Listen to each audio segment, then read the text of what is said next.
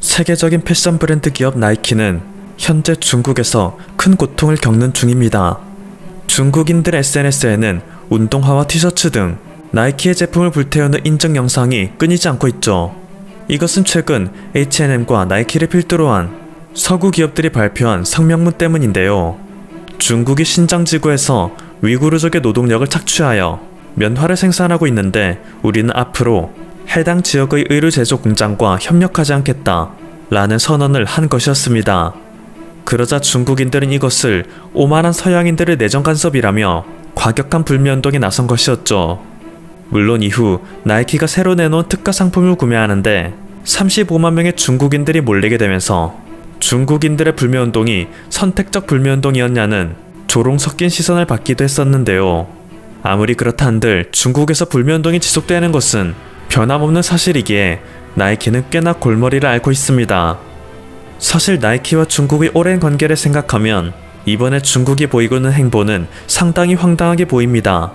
과거 나이키가 중국에서 한창 공격적인 마케팅을 할 때 나이키는 중국인들의 뽕을 가득 채워주는 광고를 제작했습니다. 중국의 축구선수가 골을 넣는 장면으로부터 시작되는 이 광고는 포르투갈 축구팀이 중국의 상대팀으로 결정되자 중국이 우승하는 것은 당연하다는 듯한 해설이 중계됩니다.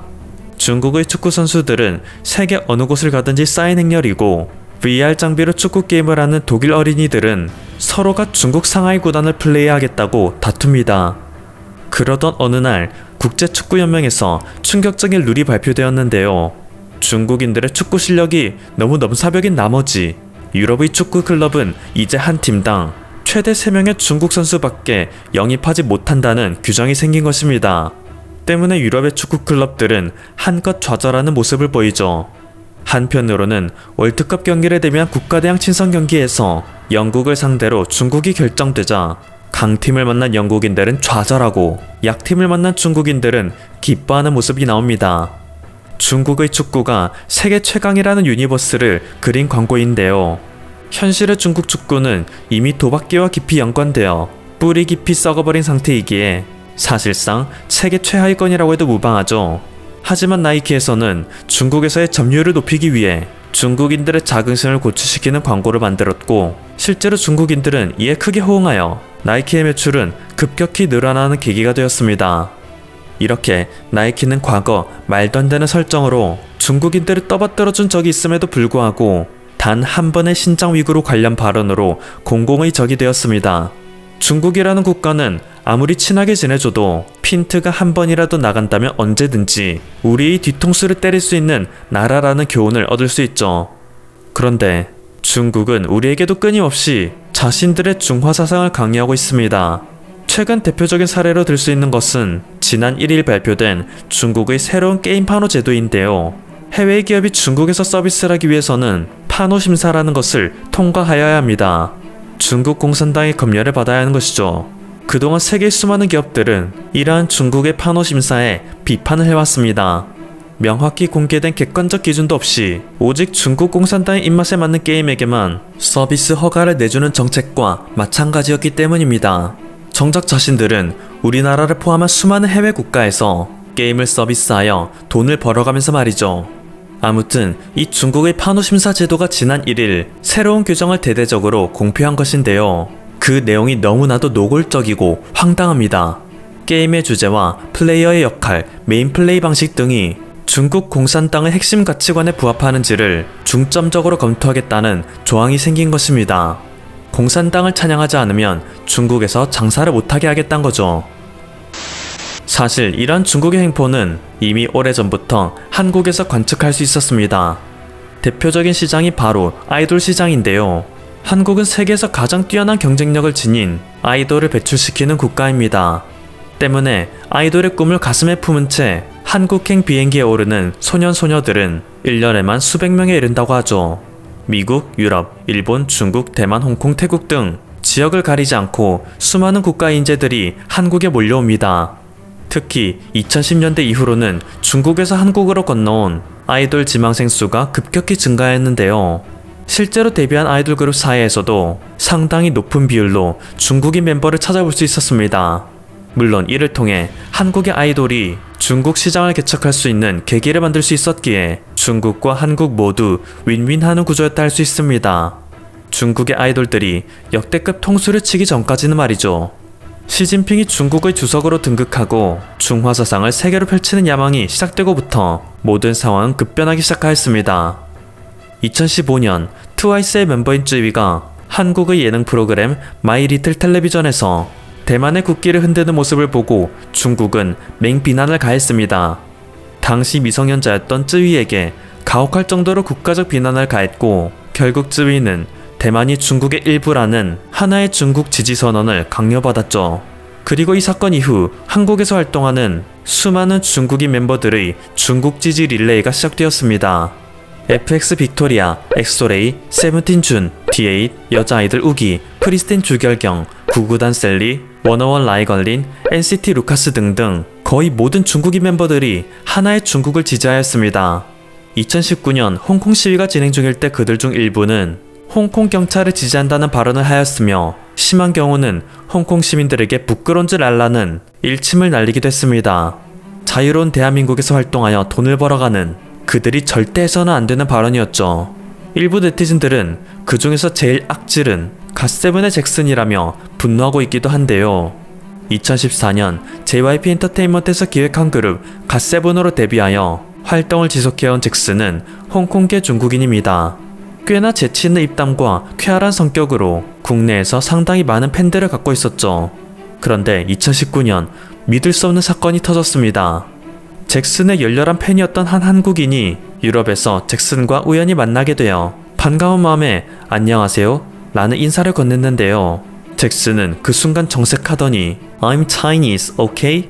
라는 말을 하고 자리를 떴습니다. 안녕하세요. I'm Chinese. 중국어가 아닌 영어로 답한 것도 어이가 없긴 하지만 한국에서 활동하며 한국 팬덤을 먹고 자란 아이돌이 한국 팬에게 대놓고 꼽을 준 것이기 때문에 이 영상을 본 국내 네티즌들은 크게 분노하였습니다. 도대체 한국을 얼마나 우습게 보고 있냐는 것이죠. 물론 그렇다고 해서 모든 중국인 아이돌이 나쁘다는 의미는 아닙니다. 한국에서 활동 중인 중국인 아이돌 중 중국 공산당의 횡포에 억울하게 당한 이들도 몇 있는데요. 우선 국내 예능 나 혼자 산다에서 활약하고 있는 헨리의 경우 얼마 전 중국 웨이보 계정에서 남중국계 지지글을 올렸다는 이유로 국내 네티즌들의 비판을 받은 적이 있습니다. 헨리는 부모님이 대만계와 홍콩계이고 국적은 캐나다인이기 때문에 다소 중국과는 거리가 있습니다. 한국인들 역시 그에게 친밀감을 느껴왔었는데요. 이러한 그가 중국 공산당을 지지하는 발언을 하였으니 그를 믿었던 한국인 팬들은 큰 배신감을 느꼈었죠. 그런데 이후 밝혀진 사실은 충격적이었습니다. 헨리가 중국에서 운영하는 개인 계정은 따로 있었습니다. 문제의 남중국해 지지글을 올린 계정은 알고 보니 중국의 공작실에서 만든 계정이었는데요.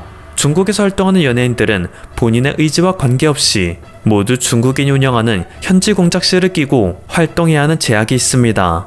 즉 중국 공산당이 자기 멋대로 헨리의 소신인 것 마냥 남중국해를 지지하는 글을 올린 것이었죠. 헨리는 중국 공산당의 야망을 위해 유명세를 이용당한 희생양에 불과했습니다. 그리고 이 소식이 뒤늦게 알려지자 국내 팬들 역시 오해하고 있었는데 다행이다. 유일하게 호감을 갖고 있던 중국 출신이었는데 하마터면 엄청난 배신감을 느낄 뻔했다라며 안도감을 내비쳤습니다. 하지만 그럼에도 대다수의 중국인 멤버가 한국 아이돌계에 악영향을 끼친다는 것은 변함없는 사실입니다. 그래서 국내 네티즌들은 제발 아이돌 그룹에 한두 명씩 중국인 넣는 것 좀 그만해줬으면 좋겠다 라는 하소연을 수년간 지속해왔었는데요. 대부분의 소속사들은 차이나 문의에 눈이 멀어 이것을 알면서도 모른 척 해왔던 것이 현실이죠.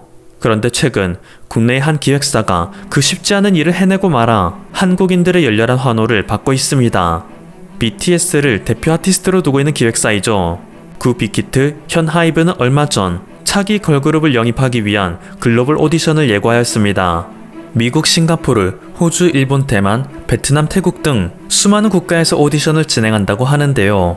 한류의 대표 시장임에도 불구하고 오직 중국만이 유일하게 오디션 대상국에서 빠져 있었습니다. 그동안 중국의 횡포를 많이 지켜본 결과 중국인은 도저히 믿을 수 없다는 결론을 내린 것이겠죠.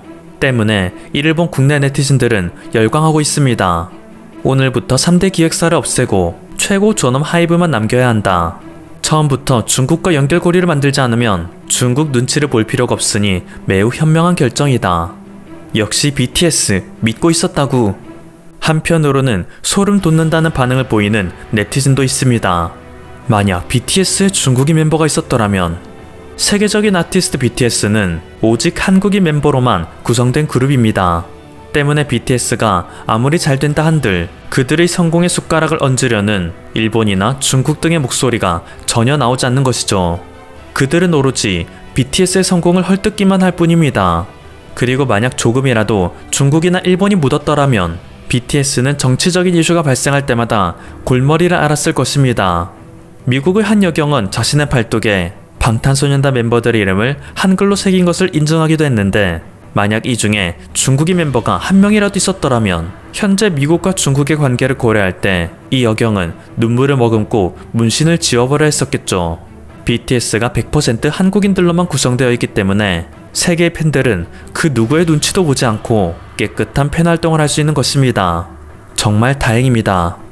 지금까지 버블투브였습니다. 여러분의 구독과 좋아요 그리고 알림 설정은 콘텐츠 제작에 큰 힘이 됩니다. 감사합니다.